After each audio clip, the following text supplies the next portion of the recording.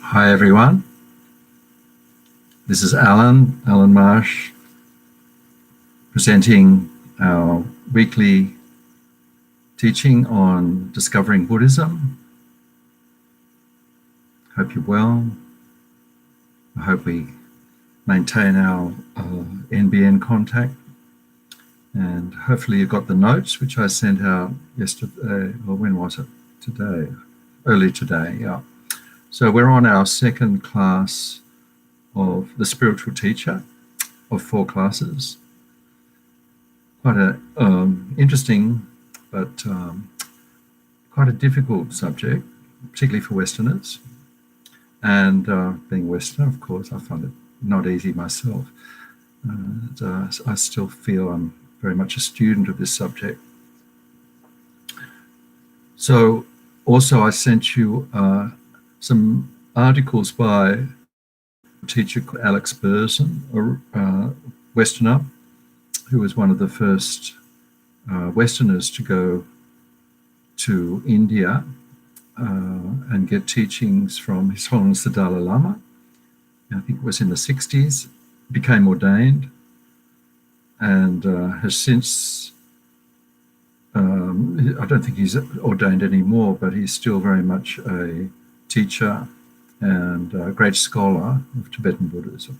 And he's written many books, particularly on the topic of guru devotion of the student to the teacher. So hopefully those articles you'll find quite interesting. And if you want to go further, you'll see that there are actually some references to his books as well. So let's just, as always, unwind and relax and let's do 5 minutes of mindfulness meditation, watching the breath. So get comfortable. Remember, all we're doing is using our breathing as the object of our focus, focal object. And by doing so, we allow the very busy mind to quieten, slow down, and recuperate and really get back to our natural state of calmness. All right, so just get comfortable, sitting, lying down, whatever physical posture is the most relaxing for you.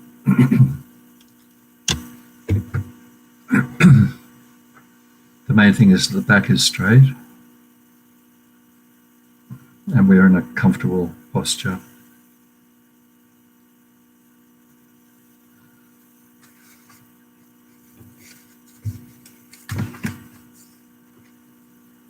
The eyes can be closed or just gently open, gazing ahead, shoulders relaxed. You're breathing through the mouth, through the nose, unless we've got a cold.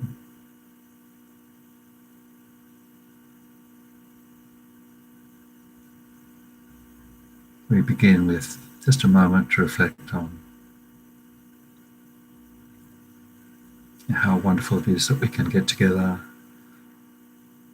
do some practice, study the incredible teachings of the Buddha. This 1 hour and a half, we just leave outside our normal busy world.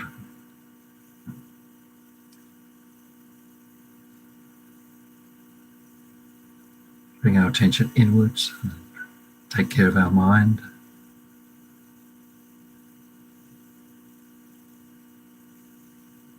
Our practice is study and meditation. It's not just for our own benefit of those around us, and also for the benefit of all living beings. A Vajrayana motivation.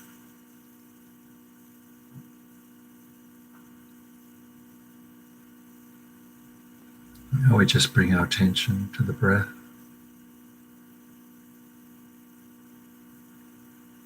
Nothing to change, just watching the breath. The breath is always there, and now We're giving it our attention, we're noticing it.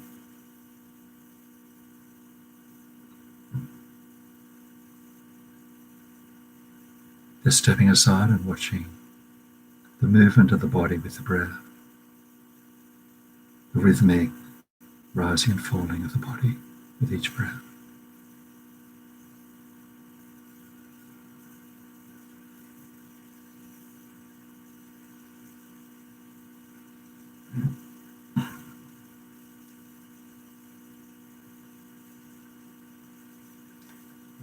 Part of the practice is also to keep an eye on what we're doing, watching, are we on the breath? Or have we been distracted by our thoughts? This is called introspection, being alert.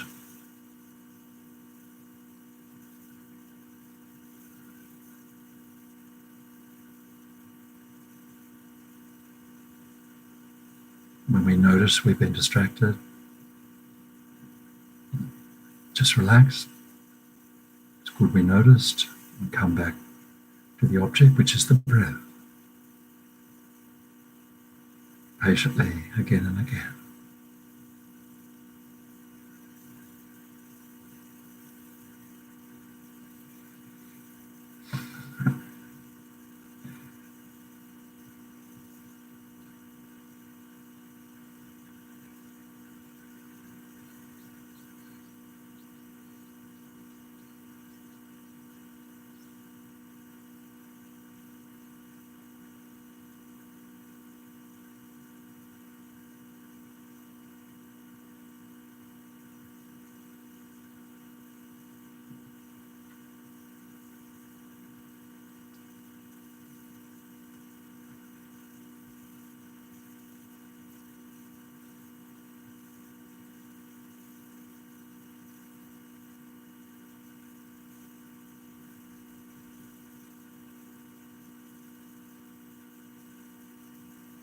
Staying with the breath, the full flow of the in-breath, full flow of the out-breath.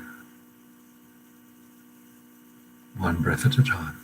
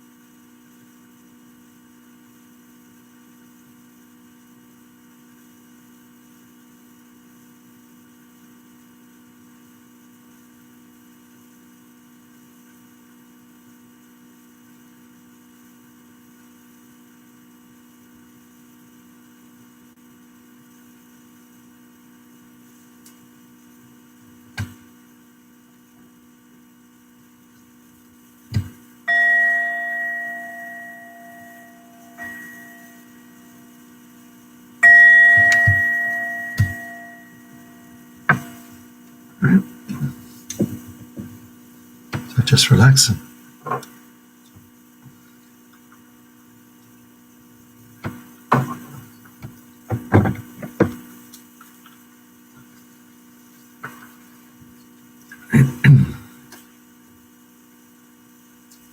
So as usual, I put my name and email address in the chat column there. Any new people want to join the group, just send me an email and I'll send you the notes. And welcome to join the group. Also, anyone wants to make comment or question during the teaching, do so. Welcome. I know it's quite difficult to get a question and answer going, but if there's a question that's a longer one, then I can email you after the session. Okay, so just looking at the questions, a couple of questions, 3 questions there, which sort of review what we did last week, the top of the notes for this week.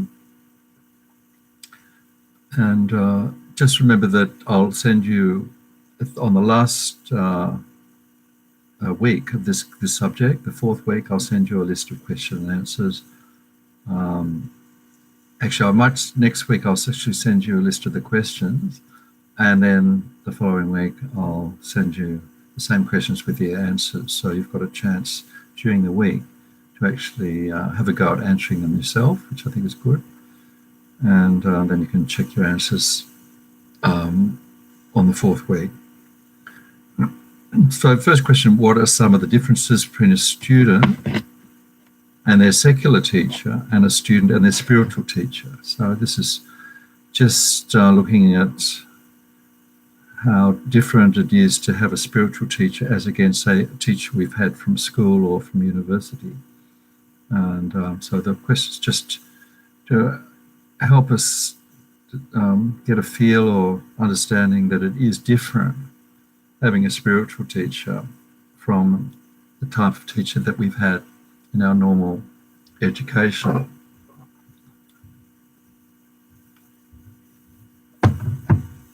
Excuse me. So we had a look at this, some of the differences last week, and if you remember that we're basically, the distinction is very much the academic teacher is teaching us our trade. If it's a tertiary course, our university professor could be teaching us a accounting course or law, medicine, whatever, economics. So they're actually there to give us information, also to teach us how to argue different points of view. The teacher is not our choice. We enroll in the course, and the university provides our teachers for us. So that's one difference. There's also, apart from the actual process, which is giving information, different points of view, encouraging debate and argument. Sorry.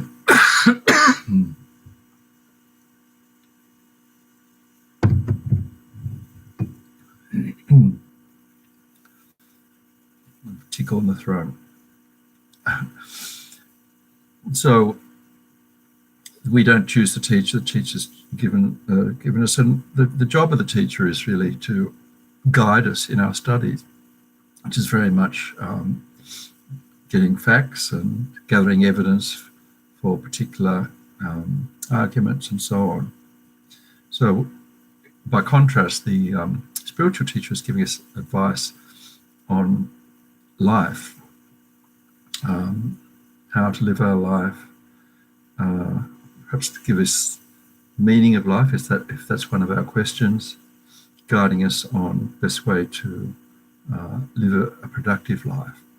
It's not aimed at earning a living and getting qualification, being successful and so on.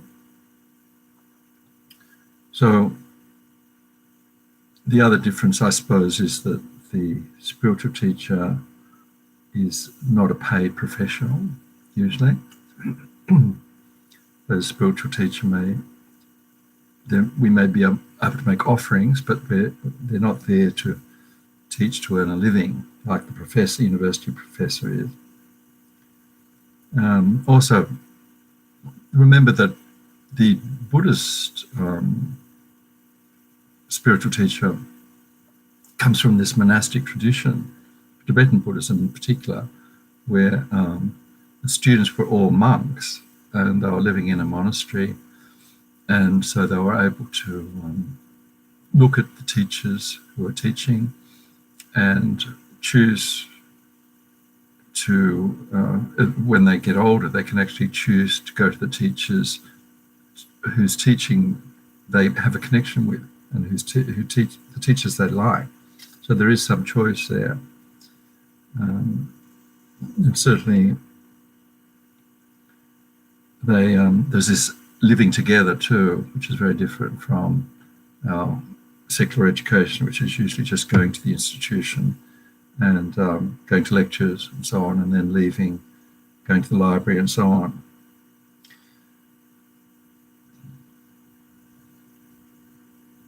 So many differences between the Dharma teacher and the secular teacher relationship, and we'll have a look at some other differences later on tonight. So there's not really anything in Western culture that is quite like the student-teacher spiritual relationship in the traditional Buddhist teachings, the Buddhist situation. So, second question, just focusing on Lama Yeshe's wonderful definition of a qualified guru. And I just chose this because I thought such a powerful paragraph. So Lama Yeshe has this wonderful way of summing up great profound ideas in just a few words, even though English was not his first language and his English was sometimes quite untraditional. So just from last week, Lama Yeshe says, a qualified guru is someone who has gained mastery over his or her own mind and who understands the psyche of the disciples and have the psychological means and methods to guide the disciple on the blissful path to liberation and enlightenment. So having mastery over his or her own mind, of course that could be is enlightened being, or is what they call a bodhisattva, a very highly realized being, and has the ability to see the mind of the other students. So this is really saying they need to have some ability to see what the students' needs are, what their obstacles are, what their physical, mental assets are. So the things that are peculiar and distinctive to that student, so they can give the student the right practices to do. It's a bit like the doctor diagnosing the patients. Every patient has a slightly different illness. So, the teacher, qualified guru, has all the methods and has the specific methods for the specific needs of the student. And what they're doing is guiding them to liberation. So that's nirvana, the end of all obstacles, all suffering, to the bliss of full enlightenment. So that's the second question. Third one, what does the word guru mean literally? Guru is, I think it's Sanskrit for something that is weighty with qualities, something heavy with qualities, with good qualities.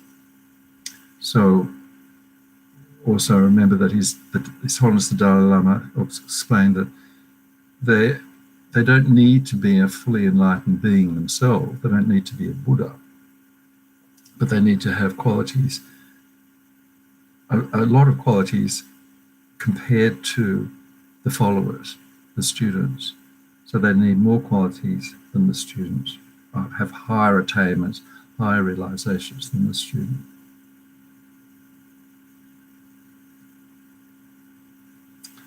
Okay, so now we'll just move on to tonight's topic. So just first one, I think I touched on this last week, and what are the benefits of having a spiritual teacher?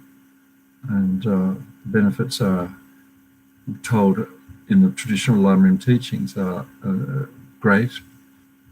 Basically told that we just, without a teacher, we just can't become enlightened. We can make a certain amount of progress studying texts, but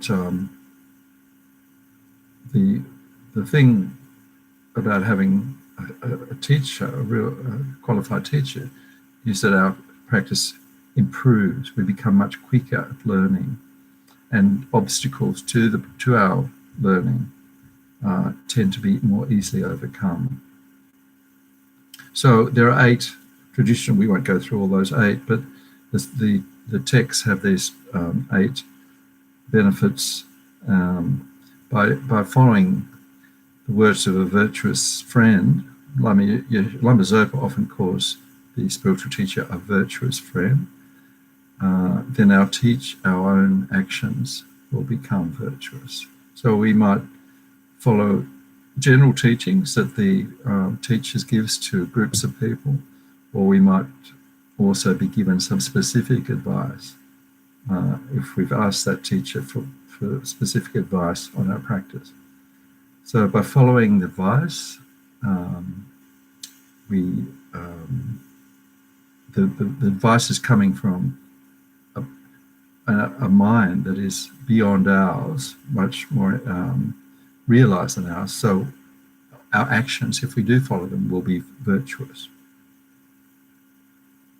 So this helps us to not harm others. If we're following the words of the virtuous teacher, the words of the wise teacher, then we're going to increase our positive actions of body, speech, and mind, and we'll tend to avoid those actions that harm self and others.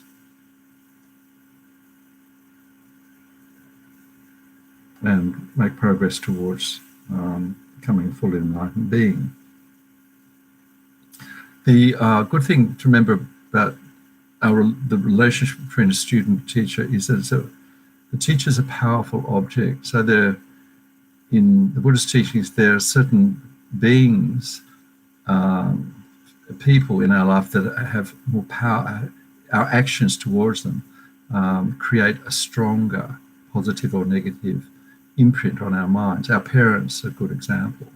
So our parents are very close, have a very karmic link, strong karmic link to our parents.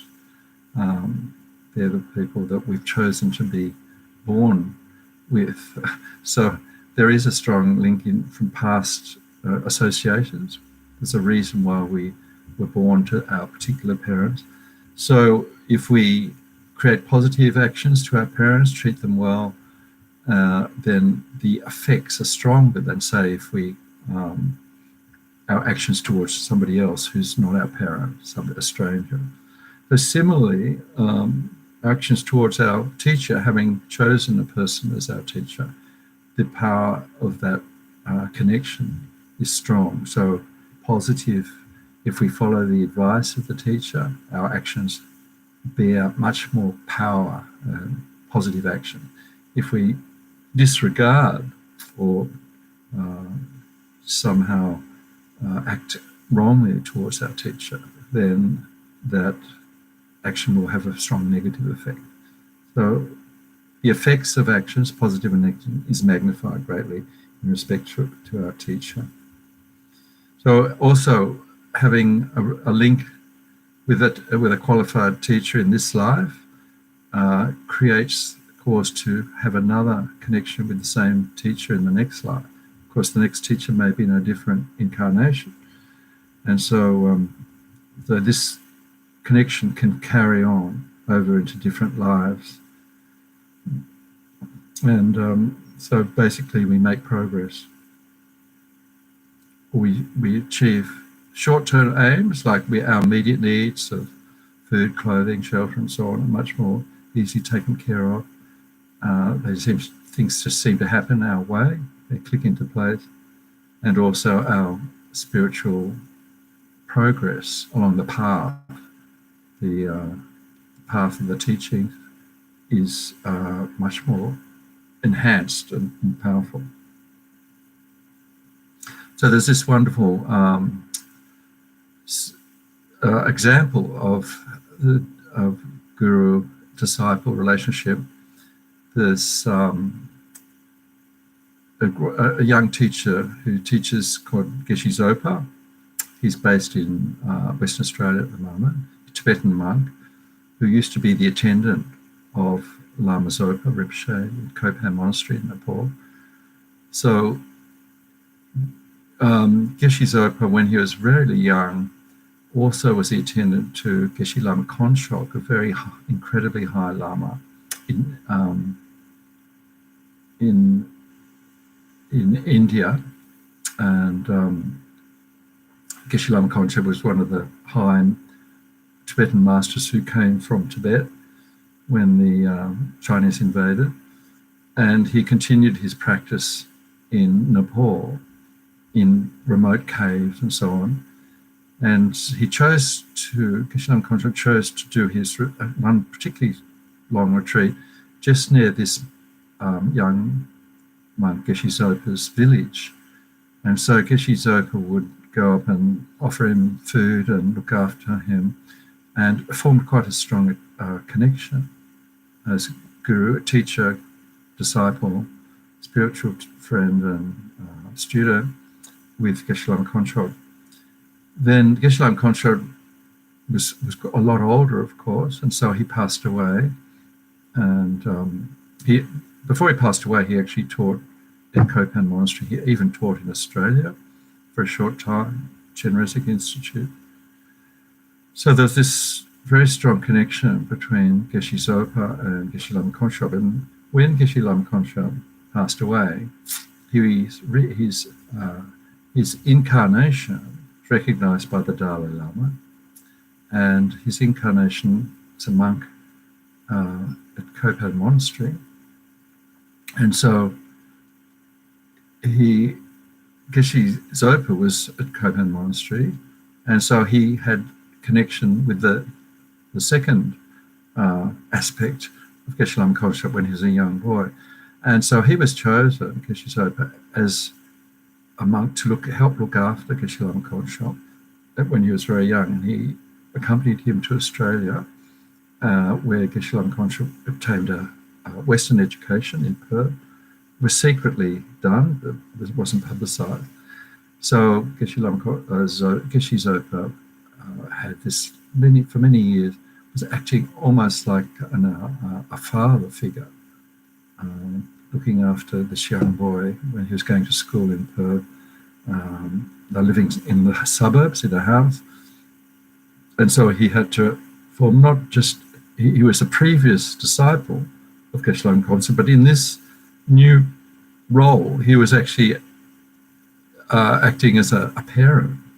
So he had to discipline the boy sometimes and make sure he did his studies and so on. And so that relationship lasted for many years, or up until Geshe Lama Konchok, as a young boy, left high school, and now he's studying at Sera Monastery in India. So we're lucky to have Geshe Zopa now free to give teachings. He gives teachings online every week. And he also travels. And before the pandemic, and hopefully when the pandemic restrictions are finished, he'll be able to come back and give teaching at various places around Australia. Particularly the Blue Mountains Centre is where he taught quite often before the pandemic. Anyway, that's a sidetrack.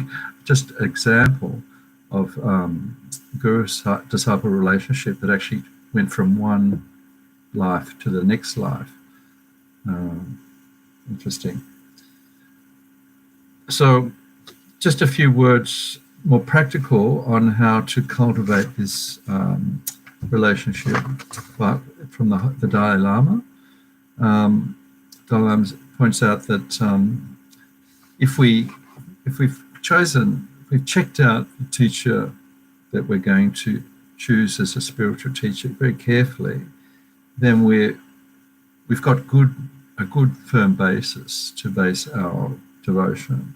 It's not just based on emotion or a feeling. We've slowly checked out the qualities of this being. We've looked at the way they behave and so on. And His Holiness says it should be done by as if we're buying something incredibly expensive like jewels, like diamonds, because it's so important to have a teacher that is fully qualified and will be able to help us. So he said, he uses the words, don't chase spiritual mentors like dogs gobbling meat. He actually used those words, very strong language. As if we're sort of just looking at the first thing we find and being distracted by superficial qualities. He said, be careful not being distracted by titles and thrones and the personality or charisma of the teacher. So sometimes, particularly in West, we're very distracted, with media and TV, films, and so on. We're easily dazzled by very charismatic personality rather than looking beyond the surface and seeing what sort of person they are. So he says, just look closely, look beneath the surface, under the glossiness. And he says, attend the teachings. His Holiness gave some good advice in one of his books. He said, attend the teachings of someone we think we might be interested as a teacher, just as we would attend teachings of a university professor that we want, to find out something about, say, philosophy or a particular subject. We just go with an open mind and see whether we can understand the teachings and whether we like the teacher, whether we have some sort of connection with the teacher. He said that's a good way to start relationship, as if it's the secular situation. And then from there, if we want more, then we can look more closely below the ability of the teacher to provide good teachings, to how they live their life and so on. Also, he suggests that we read books, if there are books written by the teacher. Nowadays, many teachers have published many books. And just see if we can like the way they teach. So also, it is perfectly fine, says His Holiness the Dalai Lama, to have more than one teacher. And usually, if we do have more than one teacher, we usually do because there's so much mobility of teachers around the world, before pandemic and hopefully after. And even online, we have so much choice. But there usually is one particular teacher we call the root guru, our root mentor, who will the one that we feel the closest connection with.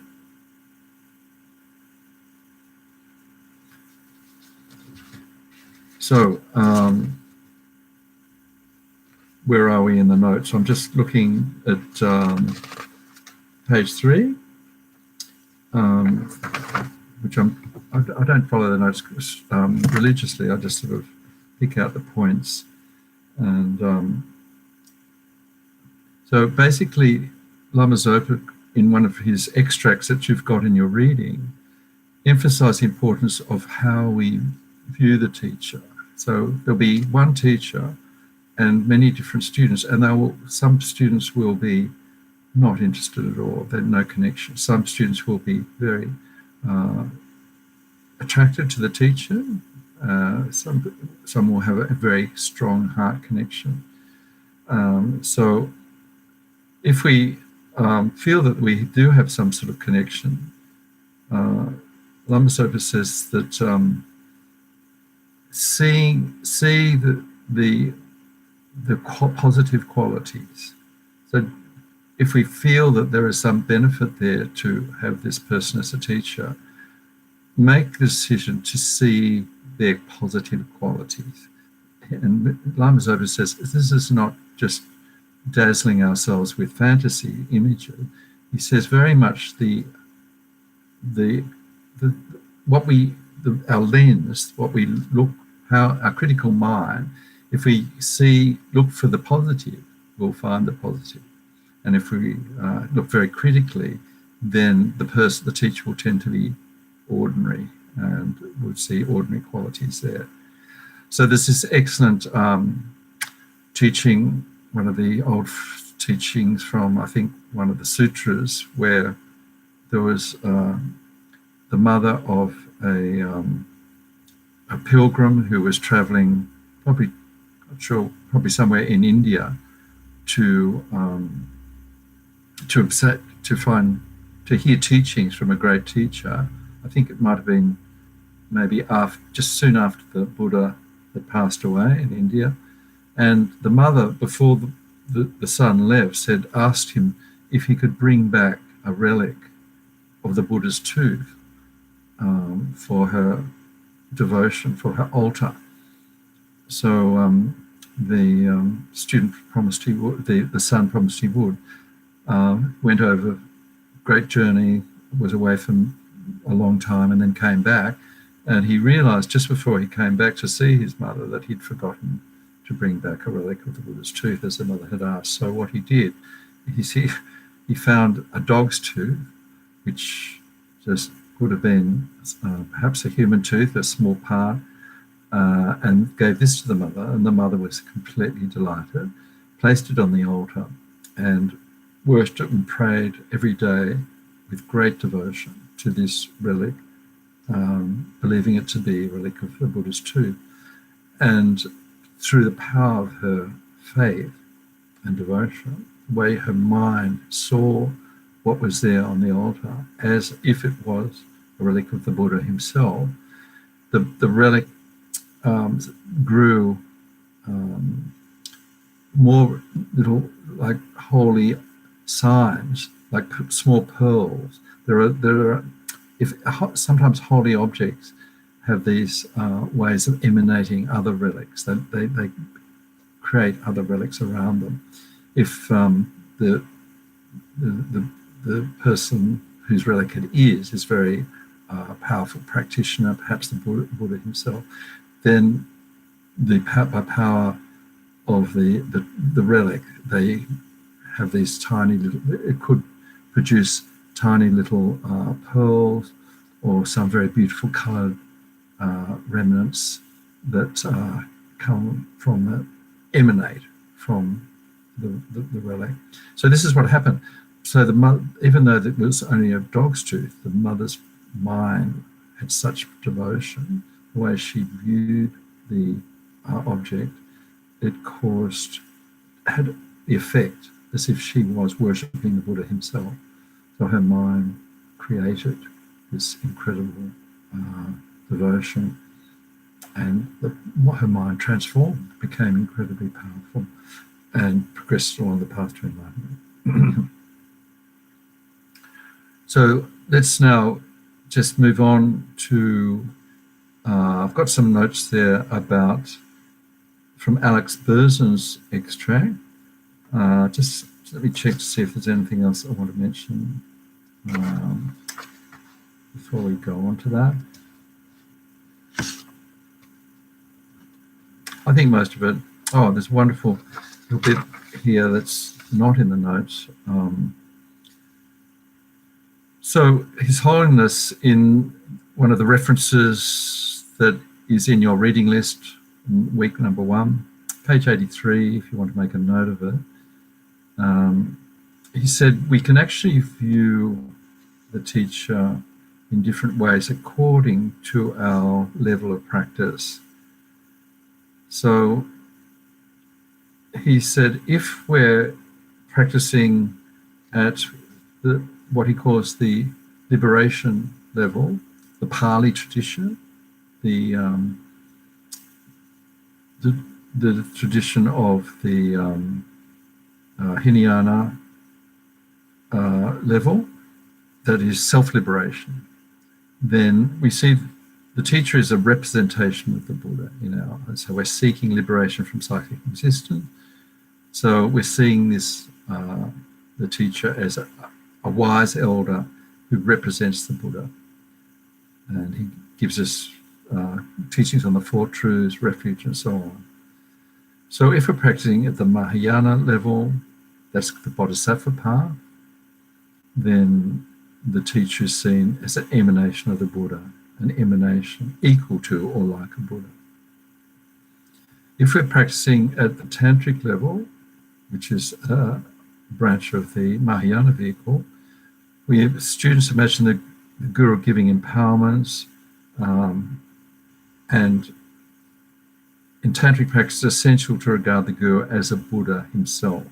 The view should not be taught to beginners because it is open to misrepresentation and confusion, he said.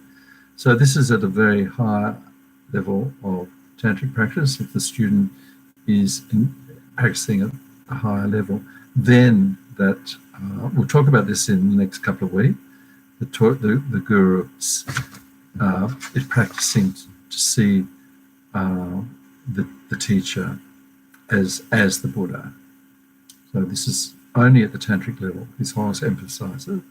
So at the Mahayana level, non-Tantric, we see the Buddha as equal to or like a Buddha, but not as the Buddha.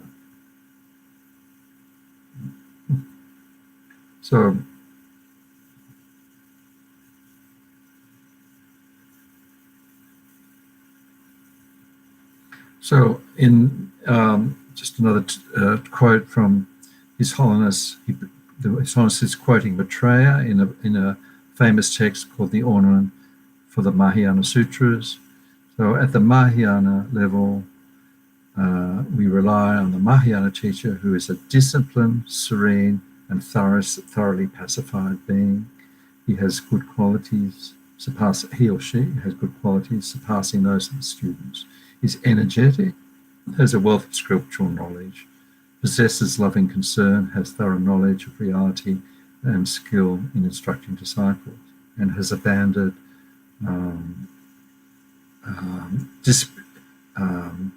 has faith in the students, so has patience with the students, even the students are slow learners. So just now looking at some of Alex Berzon's very practical advice.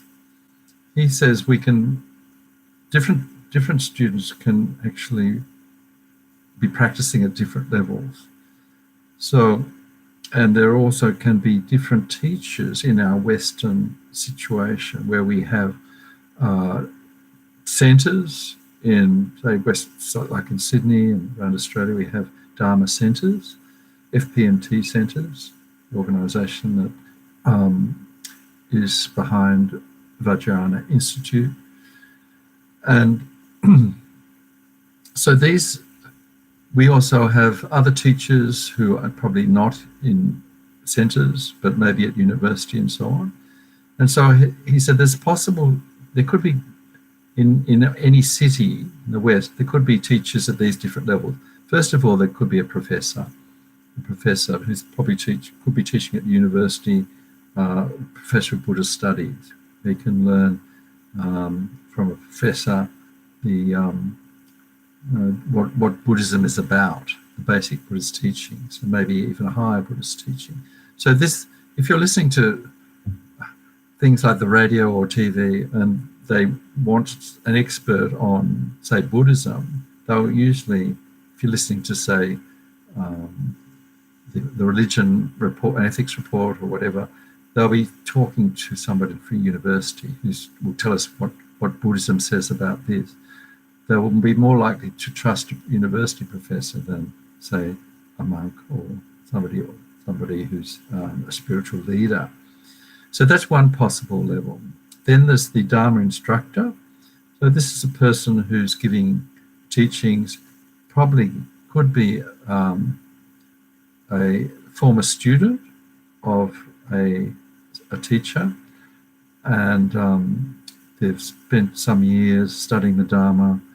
They might have received teachings from great teachers like Lama Yeshe, Lama Zopa, and so there could be Westerner who's got some knowledge, and they can tell you where to look for, say, more good teachings. They can give you references and so on. Probably these are experts in course Dharma instructors, people who got some experience in providing information. Then that I probably put myself on a good day as a Dharma instructor. Normally I would actually put myself at the student. That's really where I feel comfortable. But I can collect information and put it on a piece of paper and tell people where to look further. So that I'd probably under Alex Versen's categories come there on a good day. But normally I'd regard myself as a teacher, as a student. Third one, I'm looking at page 3 of the notes, meditation leader and rituals trainer. So somebody who might lead pujas. This usually would be an ordained person, could be a monk or a nun who's attached to a particular centre that leads pujas and could give some teaching and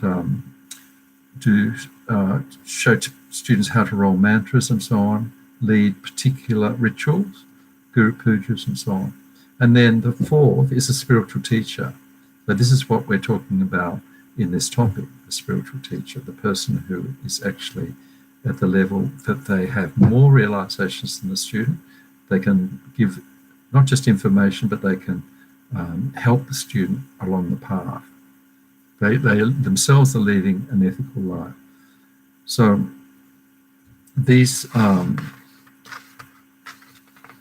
teachers could be like a geshe at a center.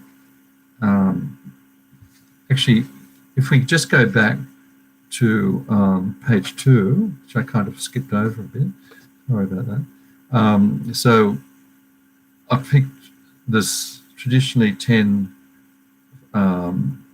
qualities required for a Mahayana teacher, and the first 3 of them are the 3 higher trainings: leading ethics, an ethical teacher, leading an ethical life, watching actions of body, speech, and mind, has some powers of concentration, and also have wisdom, so that they have some understanding of the teachings on emptiness.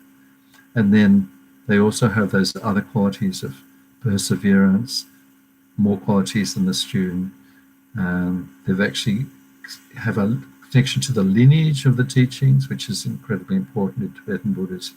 This unbroken lineage that can be traced back to the Buddha himself. They have compassion for the students, and they're not lazy, they're energetic. So these qualities are descriptions of the spiritual teachers. And so we won't spend a lot of time on it, but there is quite a bit of discussion in Alex Bersen's articles and books and so on about distinguishing the spiritual teacher from, say, a Western therapist. It's quite interesting because it helps to understand more about what the spiritual teacher is if we realize how different they are from Western therapists, people who go to psychologists, psychiatrists, and so on.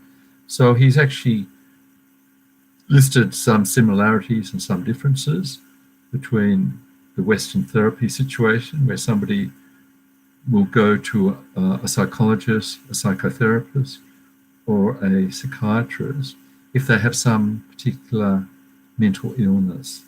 So that's one difference, actually, between the spiritual teacher in the Buddhist situation and the therapist.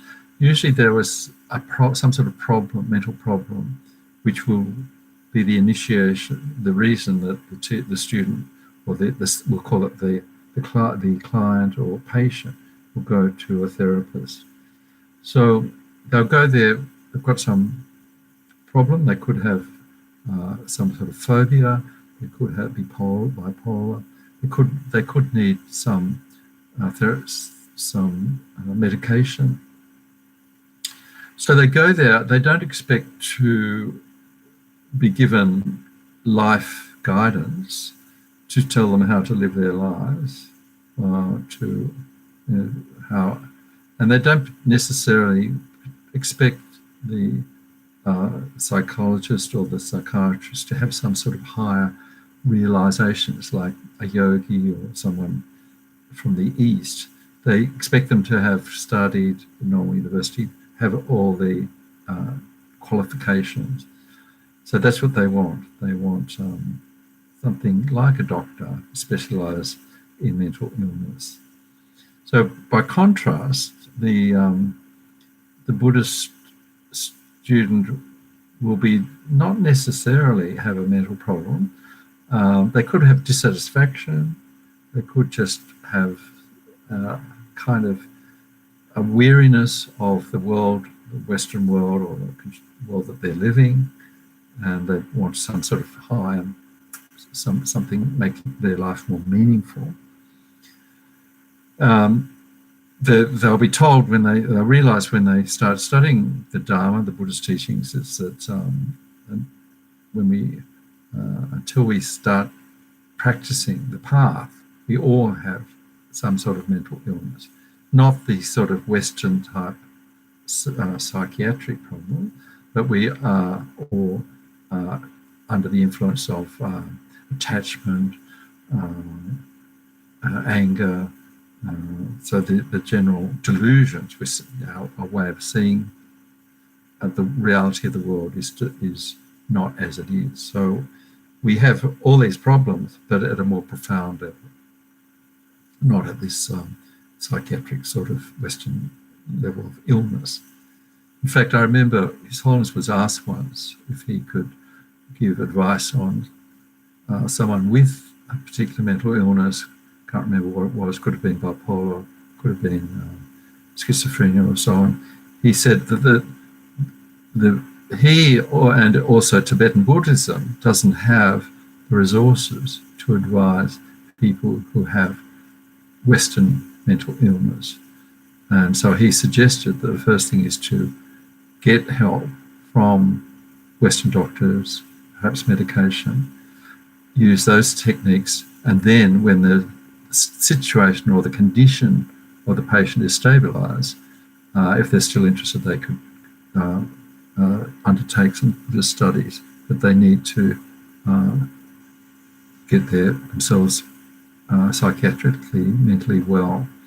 So this is quite a good thing to remember, that the Buddha teachings, the Dharma, is written for people who have relatively free of mental illness in the Western sense. So students seek teachings. So still just quickly looking at these differences, if compared to the client who goes to the psychiatrist or the psychotherapist, the student going to the Dharma teacher, the spiritual teacher, will, as they look into the Dharma, they'll realise that the practices are incredibly profound, the teachings are incredibly profound, and it's a lifetime commitment if they're going to take on this practice of Buddhist study, meditation, contemplation, and so on. So it doesn't mean that they have to give up their normal day jobs and so on, but they have to commit as against the patient going to the psychotherapist. They'll be paying, which is another big difference, and they'll expect to have some sort of something that will make them better. It could take months or even years of psychotherapy, but they're looking for advice. It's not so much for some sort of practice for them to do, but they'll be looking more at some sort of advice from the psychotherapist or psychiatrist or whatever.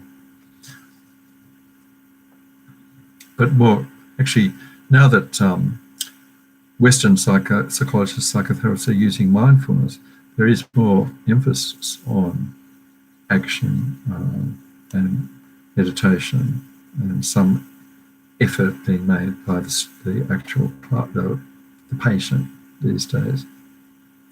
So what's necessary to become a qualified disciple? So we've looked at the disciple.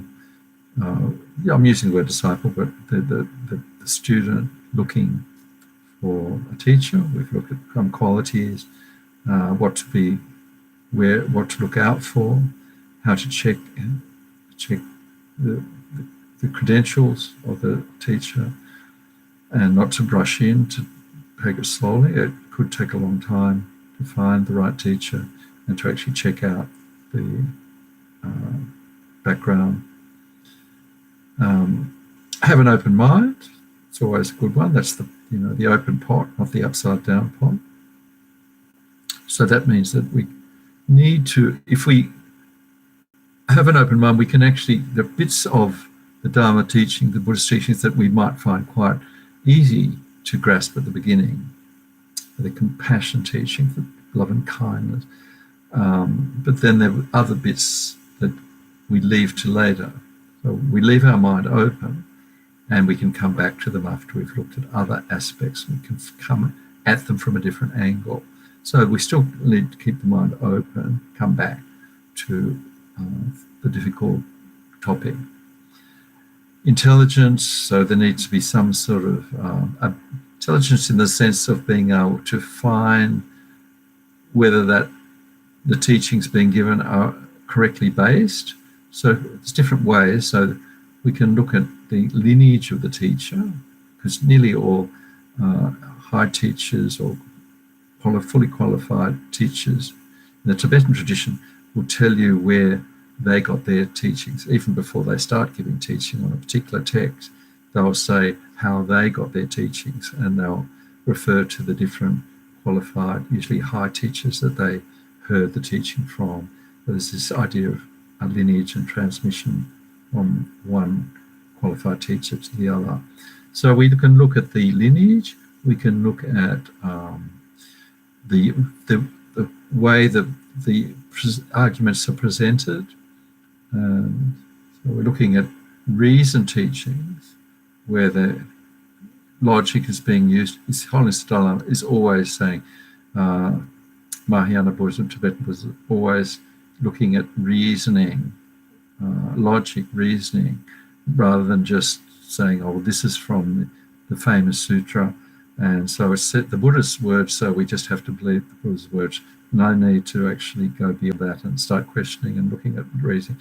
So His Holiness says, no, important to be able to follow arguments, use reasoning. So we're using, the student should be able to follow reasoning and so on. Up to, of course, there can be teachings that are beyond their level, so they need to be slowly working through the Lamrim teachings and perhaps slowly towards higher teachings with where more intellect is required. It's a bit like evidence-based. If you look at, we're talking about lots of science when we're talking about global warming, we're talking about lots of science looking at the pandemic.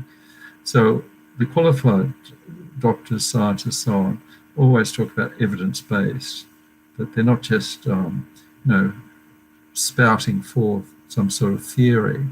They're actually looking at what's happened in trials, what's happened in their tests, in the information they've gathered about temperature rising here, sea level rising, and so on. So, and then they put it together. So evidence-based. It's the same. The Buddhist approach is is similar. They're using reasoning, logic, and so on, and our own wisdom. Lama Yeshe calls it our own wisdom mind to check out. And we also need some sort of commitment. So we see there's something here. Our intellect and our inquiring mind has found kind of a treasure of teaching. So then we need to apply, engage some application, some sort of energy, diligence to pursue a study, pursue our meditation. And then on top of that, those two extra qualities, respect and veneration for the teacher, which can grow over time as we see how incredibly deep the knowledge is of the teacher. That as we receive more and more teaching, we realize this more and more profound realizations that teacher had. And then so we generate respect, which grows, and then we take the teacher's advice and we apply what he says to our everyday actions and our own practice.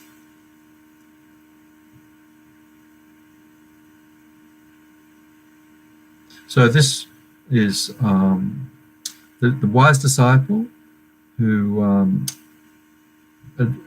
proceeds slowly and carefully and wisely using these qualities there. So they're not going to be, once their devotion or their faith in the teacher is grounded in these strong reasons, then they're not going to be easily swept away by some other teacher who may have great charisma but very little knowledge.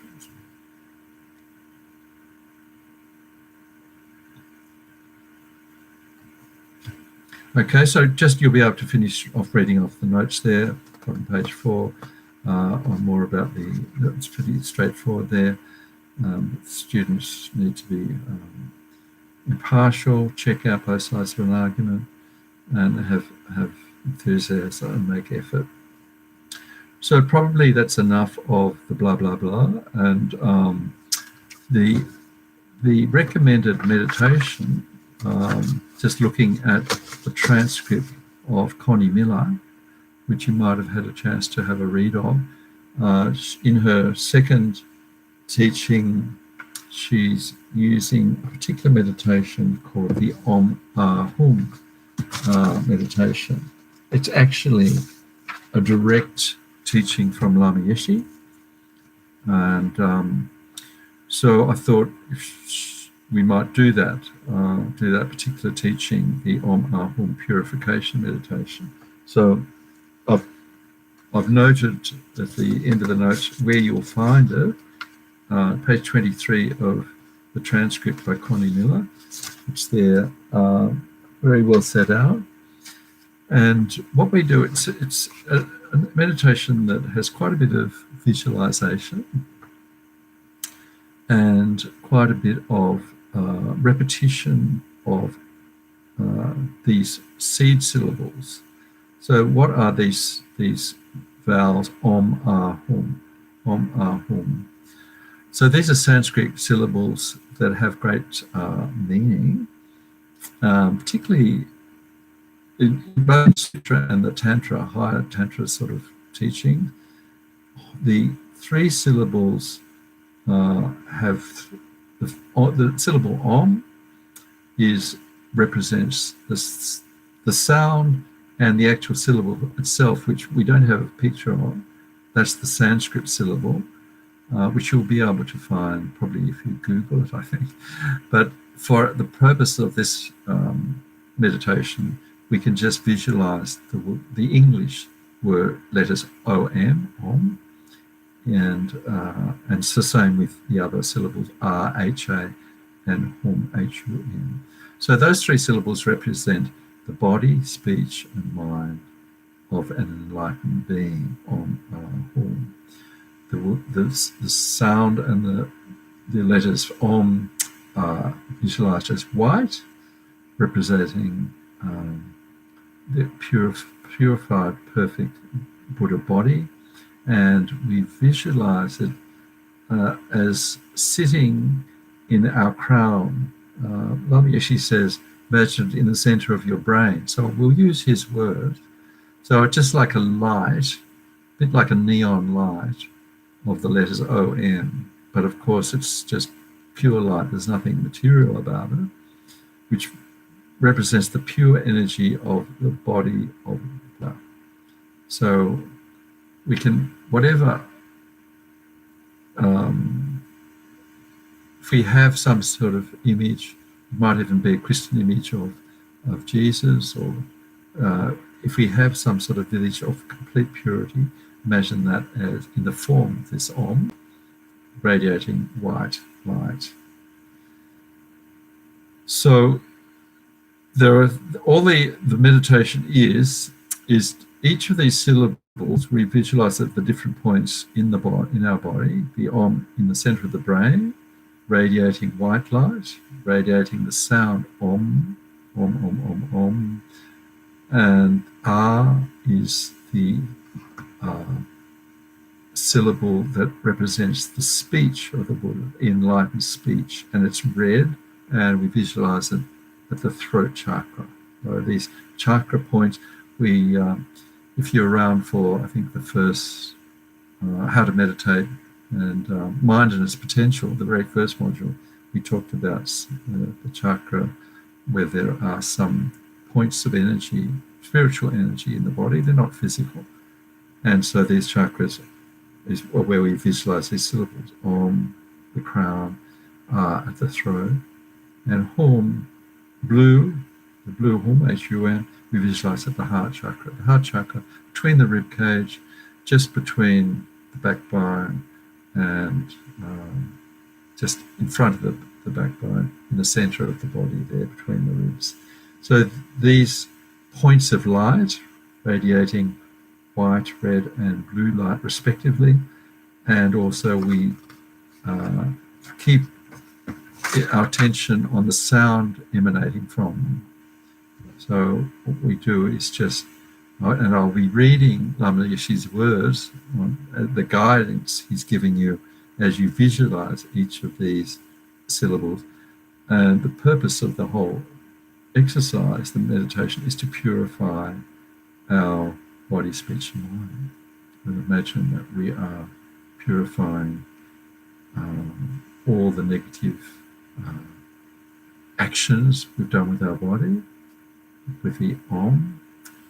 We imagine we purify all the negative words, that's harmful speech, gossip, harsh words we've used on other people, slander, lying, and so on. Use of that when we focus on the R syllable, and then the Hum we visualize, and we visualize it sitting on a moon cushion, like a disc of light that radiates light just like the moon, and it's radiating blue light and the sound Hum. So this represents the wisdom of the Buddhas, the enlightened mind of the Buddhas. And of course, we focus, the thing is to keep our attention there for several minutes. Maybe we haven't got that much time, but maybe a minute or two at least on each visualizing. Once we set up the visualization, visualizing the blue light radiating from the point, and also the sound of each of the syllables. So whatever's convenient, you can say the words, the actual, you can verbalize the sound of the seed syllable, Om. Or if it's more comfortable, you could say it quickly, Om, Om, Om, Om, Om. And then Hum. So could be easier. You can start off with verbalizing and then sub-vocalize, so only you can hear the sound, but you are actually saying it to yourself. So this is a different, interesting kind of a very powerful meditation. All right, so let's just try it. And of course, you've got the actual text of the meditation, and so you can do it in case there's an interruption, which we haven't had so far, or in case you have to leave the meditation early, you can do it later. Okay, so just get comfortable.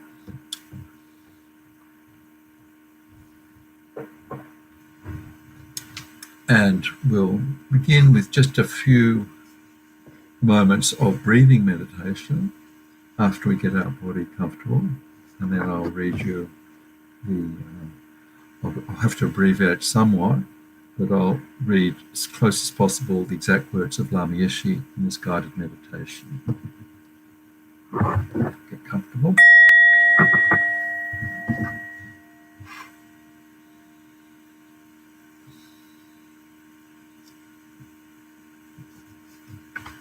So we'll begin the practice by just focusing on the breath for a few moments to calm the mind, center our attention.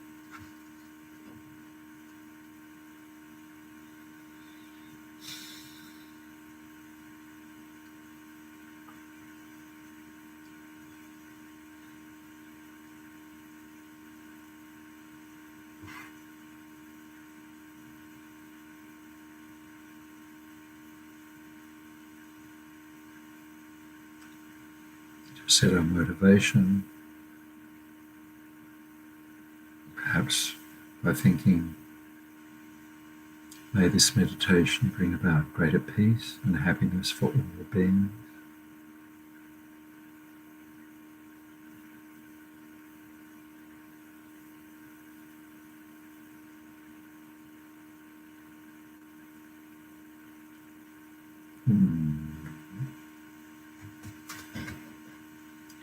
So we begin our meditation on Om Ahu, the purification practice,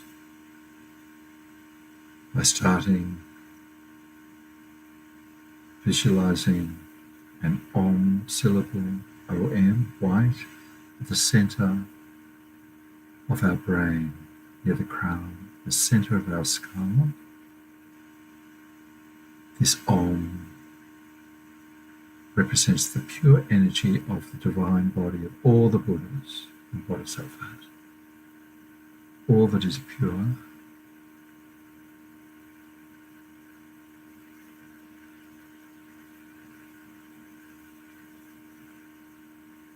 These letters completely made of light, radiating white light, radiating the sound Om.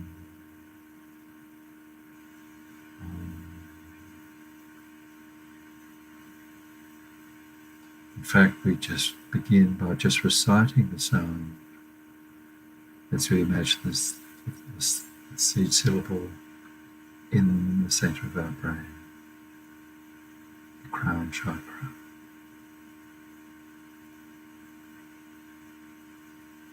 While we recite Om, we visualize white light radiating from the Om, filling our entire body.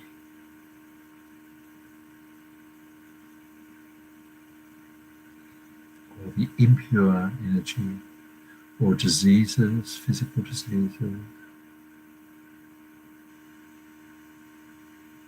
all negativities are cleansed and purified by the white light radiating from the Om. Actions we've done in the past, killing, harming others, stealing, so on, with our body. These actions have now been completely purified as we visualize the white light and recite the Om.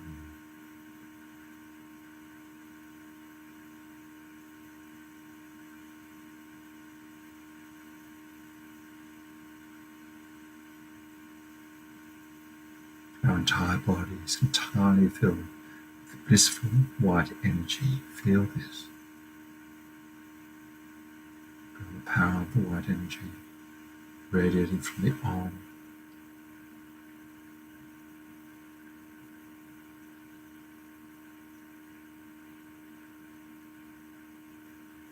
Purifying all our actions of body, all our negatives, all our illnesses, obstacles.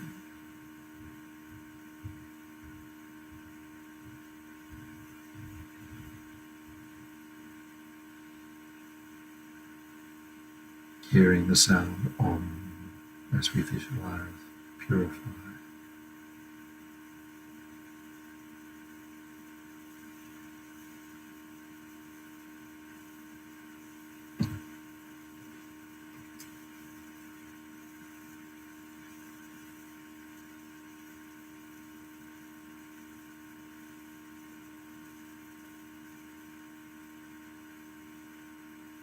And then when we stop chanting, we stay in silence, just being aware, nothing to think of, good or bad, just placing all our attention on the white light, the center of our brain, radiating, purifying, focusing on that white, purifying light.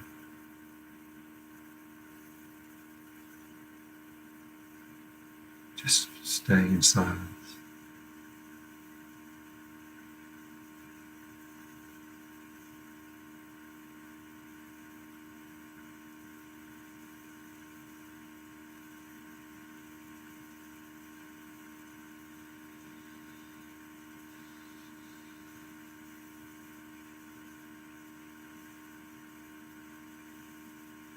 So then we just let go of the image of the white Om and now visualize a red R, syllable R at the throat chakra, the center of throat,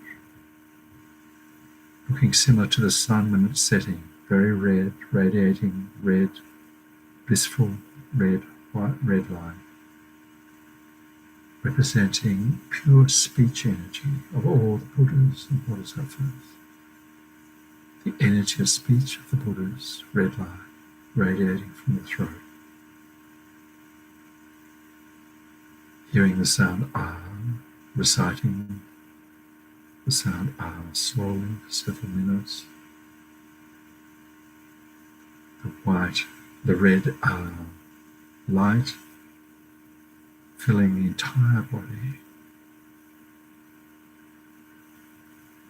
with blissful, radiating red light, purifying speech.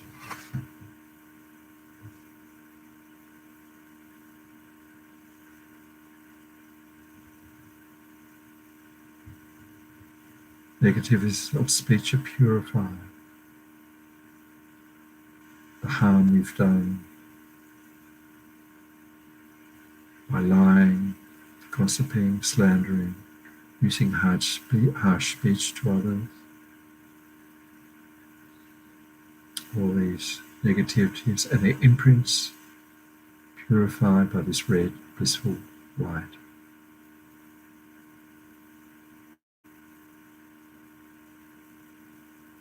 Reciting R as we visualize the purifying red light, filling the entire body, purifying all speech negativities.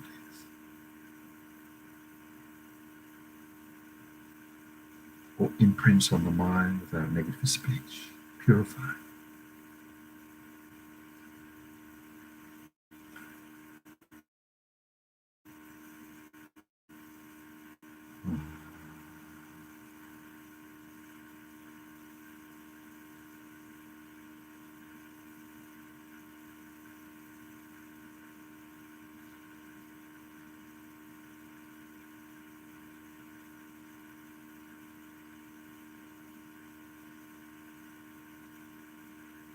Then just letting the mind rest in silence, awareness of our own consciousness,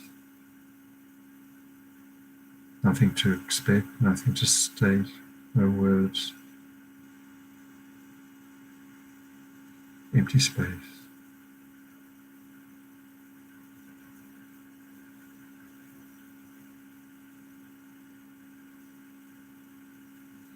If the distracting mind arises with thoughts,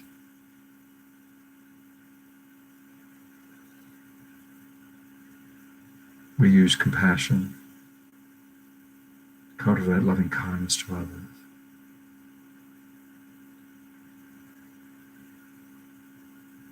Loving kindness to others, and then loving kindness to our own consciousness.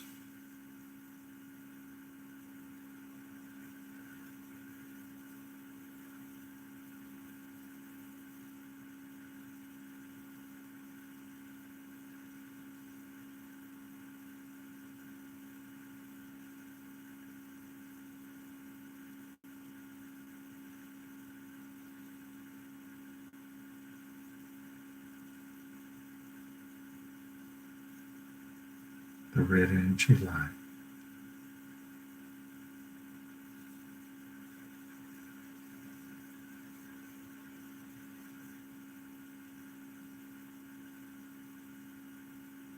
Loving kindness to others, loving kindness to our own mind, our own consciousness.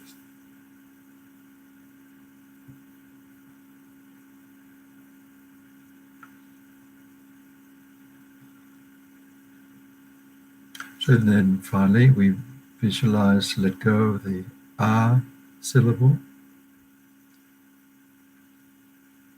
and then we visualize at our heart chakra a disc of light, like a full moon.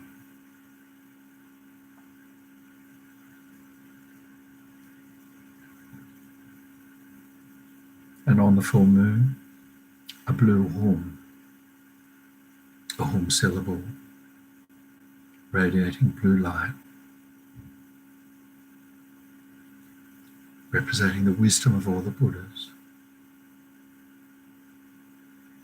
all the wisdom energy of all Buddhas and Bodhisattvas, radiating pure, cool blue light from the moon and the hum, filling our entire body, filling our body with blissful blue light. All narrow thoughts disappear, obsessed minds disappear. The blue light totally filling our body.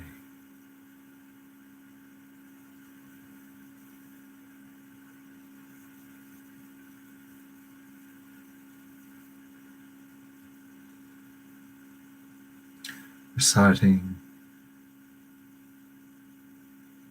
the sound of the hum slowly as we visualize the blue light. Hum.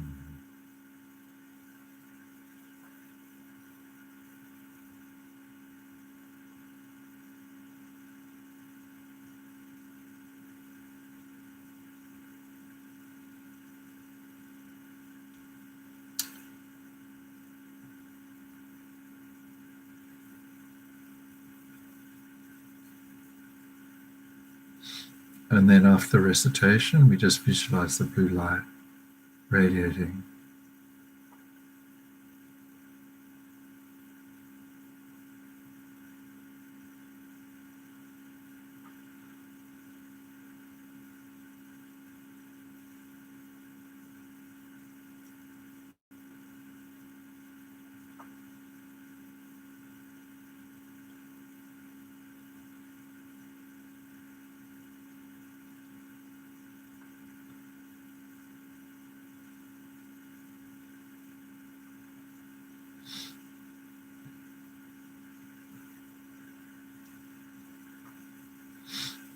So finally, we conclude by dedicating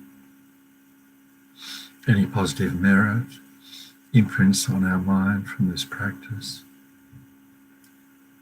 from tonight's teaching, all the positive practices, meditations we've done in the past, we'll do in the future.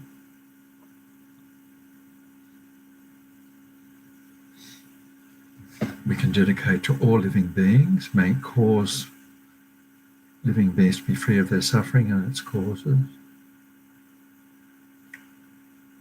May it cause all uncontrolled, disturbing states of mind to transform into peace and perfect happiness.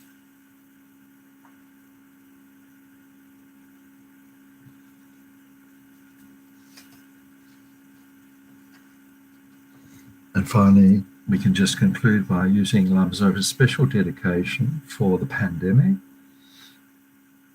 However many sick sentient beings there are, may they quickly be freed of all sickness. May all the sickness, without exception, all transmigrating being, never occur again. May the Buddha Dharma last for a long time. May sentient beings in the world meet the Buddha Dharma and achieve enlightenment as quickly as possible, dedicating to that.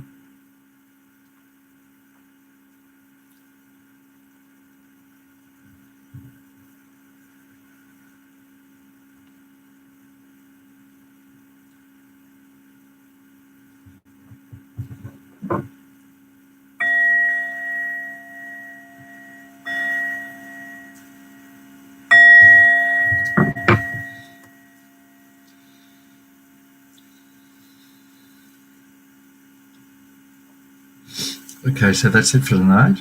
Thanks so much for being there. It was great to see you there.